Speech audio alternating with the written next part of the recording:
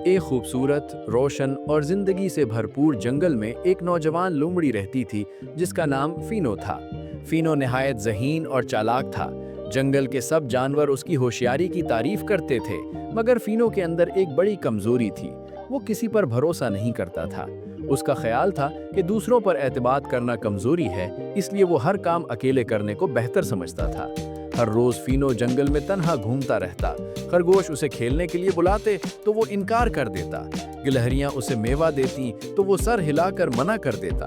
परिंदे अगर उसे खतरे या तूफान का बताते तो वो कहता, शुक्रिया, लेकिन मैं अपनी हिफाजत खुद कर सकता हूँ। एक दिन जब फीनो दरिया के किनारे खाना तलाश कर रहा था, उसे झाड़ियों के पीछे से किसी के रोने की आवाज आई। वो करीब जाकर देखता है तो वहां एक छोटी हिरनी लेला डरी हुई बैठी थी। उसकी टांग दो भारी टहनियों में फंस गई थी। बराहे मेहरबानी मेरी मदद करो, लेला ने लरजती आवाज में कहा। फीनो रुक गया। मैं क्यों मदद करूं? क्या पता ये कोई जाल हो, क्या पता कोई मुझे पकड़ने के लिए छुपा बैठा हो। लेला ने कमजोर सी आवाज में कहा, मैं वादा करती हूँ, मैं अकेली हूँ, मुझे सिर्फ एक दोस्त की जरूरत है। लेला की आवाज में मौजूद दर्द ने फीनो के दिल को छू लिया। वो चंद लम्हे सोचता रहा, फिर आखिरकार मदद करने का फैसला ही कर लिया। उसने अपने तेज दांतों और मजबूत पंजों से टहनियों को जोर लगाकर हटाया, तब जाकर लेला की टांग आजाद हुई। शुक्रिया, लेला ने हिलते कदमों से कहा। क्या तुम मुझे क्लियरिंग तक छोड़ आओगे? मुझे डर लग रहा है। फीनो ने गहरी सांस ली।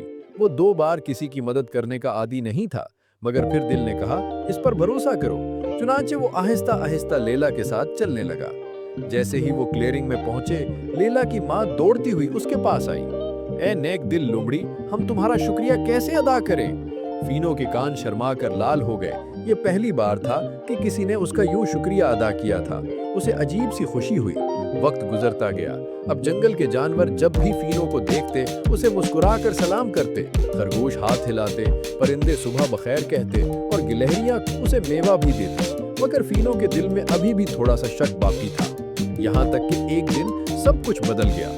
एक शाम अचानक खौफनाक आंधी आई। आसमान काला हो गया और बारिश जोरों से बरसने लगी। फीनो अपने बिल की तरफ भागा, मगर एक भारी टहनी उसके रास्ते में गिर गई। अब वो दरिया और गिरी हुई शाख के दरमियान फंस चुका था। ठंड, खौफ और तन्हाई ने पहली बार फीनो को बेबस कर दिया। कोई है, मेरी मदद करो, वो आहिस्ता से बोला। उसी लम्हे उसे बारिश में कुछ साए दिखाई दिए। लेला, खरगोश, कछुए, परिंदे सब उसकी तलाश में आए थे। फीनो, हम यहाँ हैं, लीला चिल्लाई। तमाम जानवरों ने मिलकर टहनी को हटाना शुरू किया। परिंदे ऊपर से रास्ता दिखा रहे थे, गिलहरियां बेले ला रही थी और खरगोश धक्का दे रहे थे। थोड़ी ही देर में फीनो आजाद हो चुका था। तुम सब मेरे लिए आए? फीनो ने हैरान होकर पूछा। लीला मुस्कुराई।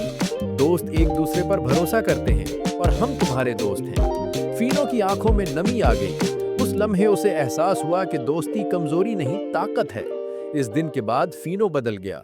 अब वो खरगोशों के साथ खेलता, गिलहरियों के साथ खाना बांटता और सुबह परिंदों के साथ चहलकदमी करता। वो आज भी ज़हीन था, मगर अब उसे एक और बड़ी समझ आ गई थी। जिंदगी तभी खूबसूरत बनती है जब हम दूसरों पर भरोसा करना सीख लें।